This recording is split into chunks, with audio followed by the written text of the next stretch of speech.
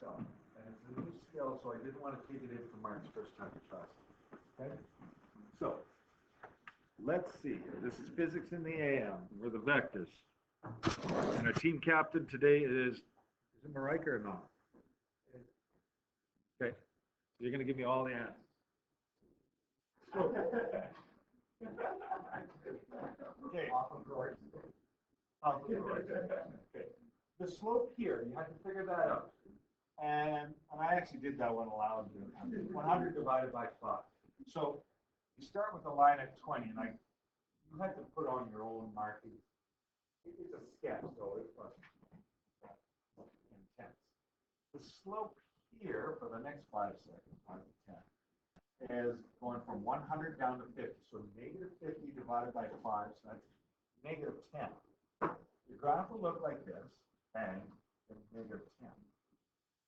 The slope here is 0, so at the 0 line.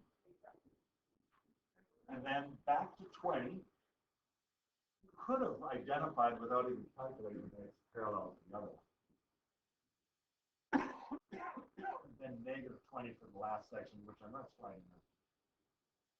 This is not a realistic one, but it's easier to calculate the ratio. That's why I did it. Yeah.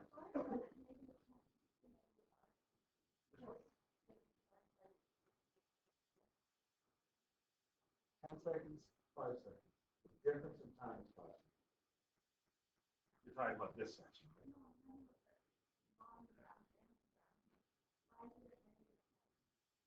It isn't negative. I'll just say negative. Oh, negative. Because I said it wrong. Okay. It goes from 150 to 25. Is that correct? I said it wrong. You're right. So 125 divided by 5. Negative 25. I said. Yep. Totally. This one right here, negative 10. Okay, that one, I did say the other one wrong. This one I didn't say wrong.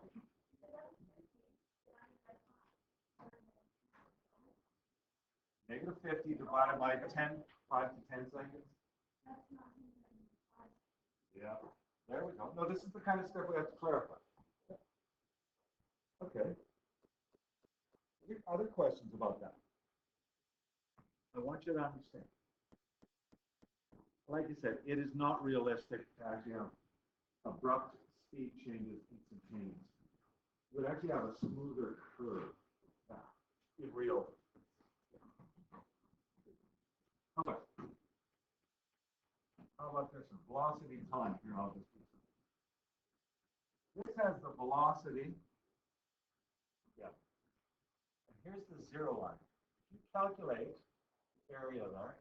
So that's 80 by 30 seconds, right? Is that correct? My eyes aren't thinking. So that should be, I have the 80, by half an hour. I said seconds. That's 40 kilometers. So that means the first half hour, it climbs to 40. Does that make sense? Then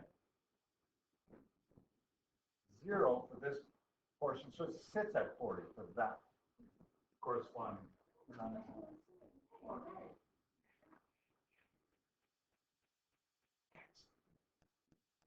Now, the area between 0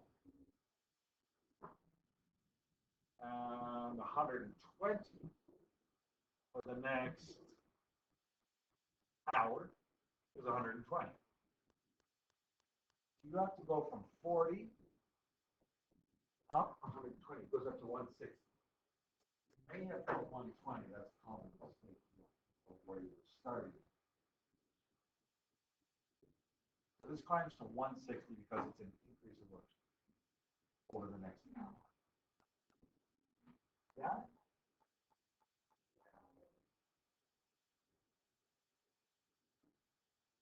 Then, let's see here. We're at 160 right there. And then an abrupt change in direction entirely.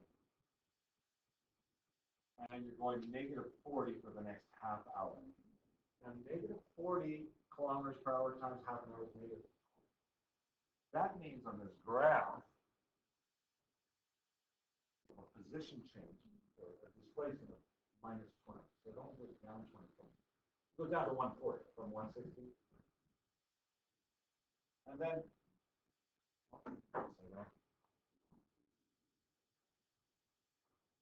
back another 40, but in the positive direction. So the graph correspondingly goes to 160.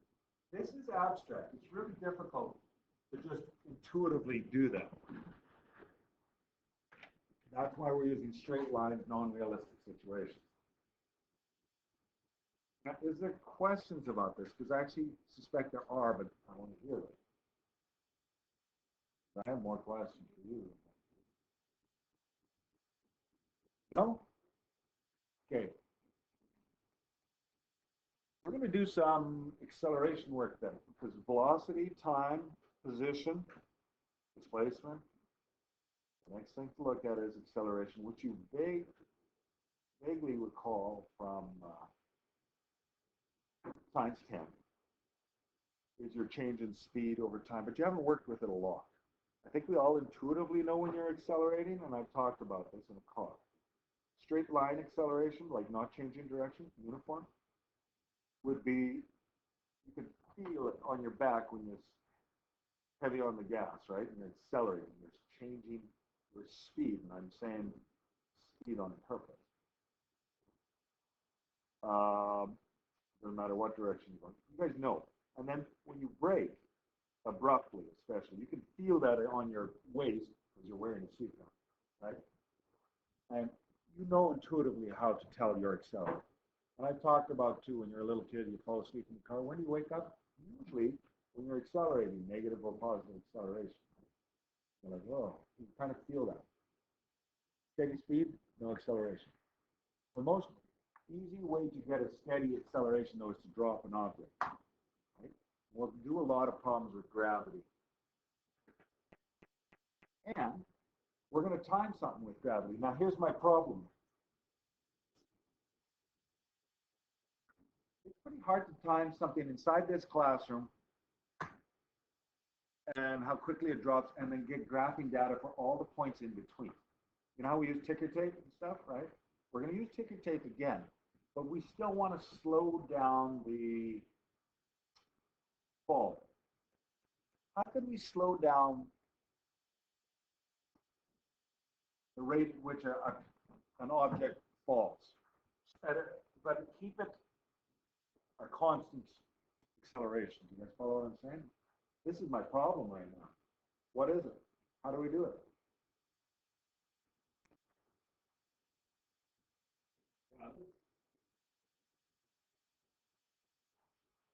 Oh, my great minds.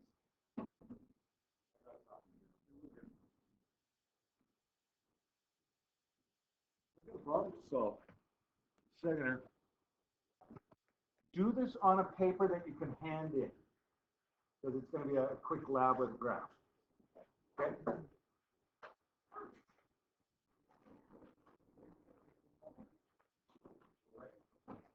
Write something down. Write something down.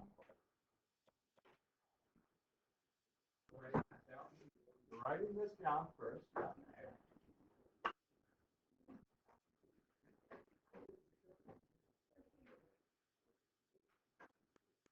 And then we're going to do an investigation.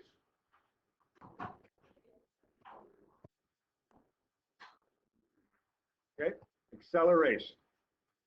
A with an arrow means vector. Are you accelerating positive or negative? Down.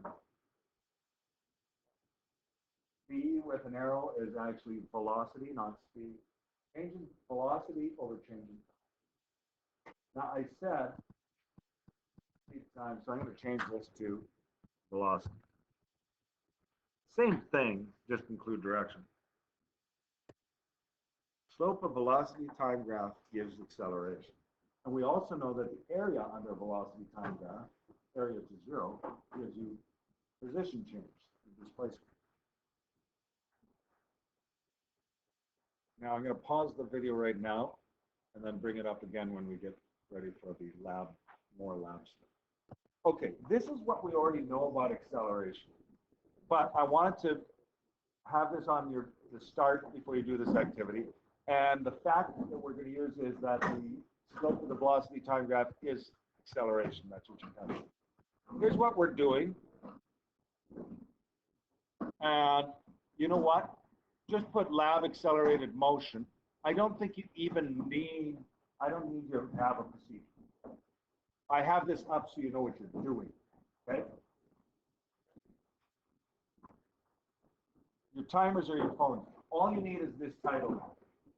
Do not copy this out because we know it from before. Start the class here. Okay. So with our first lab, we're going to send the cart down the ramp, collect data, just like we did in the motion. We know how that works. Well, before you walk away, you make sure you have a clear set of dots. The initial dots there might be crap. Start with the first clear dot where the pattern emerges, okay? So you choose, skip those, and start with that as your 0 dot. And do you remember how it's 1, 2, 3, 4, 5, the 6th dot? Why 6 dots? Because how many dots are made by that town? So you want a 10th of a second. That way you got decimal 1. Okay. So that we know from before. These are reminders, and I don't think a procedure is necessary.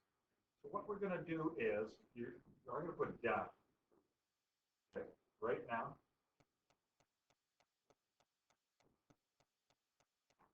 What we're going to do is you are going to put in your data chart, start it up right now. And you're not going to, I don't want anything underneath it because your data chart could go pretty long. And everybody in your group needs it. All of it. So it's not like just seeing Josh's paper. Now the numbers, the green ones are going to change. The black number you can start. Decimal 1, decimal 2, etc.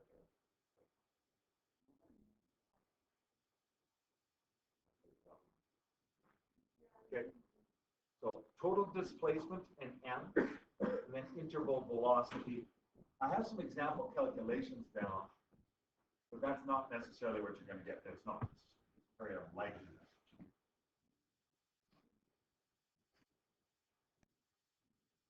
And this class, the whole point is to get the data, figure some stuff out, and then I have a bunch of stuff for us to do with this data graphic after.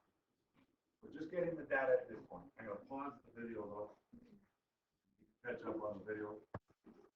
Okay, I'll record this last bit. Right now, people are measuring their displacements and adding them up for the total. Next week, we will talk about the rest.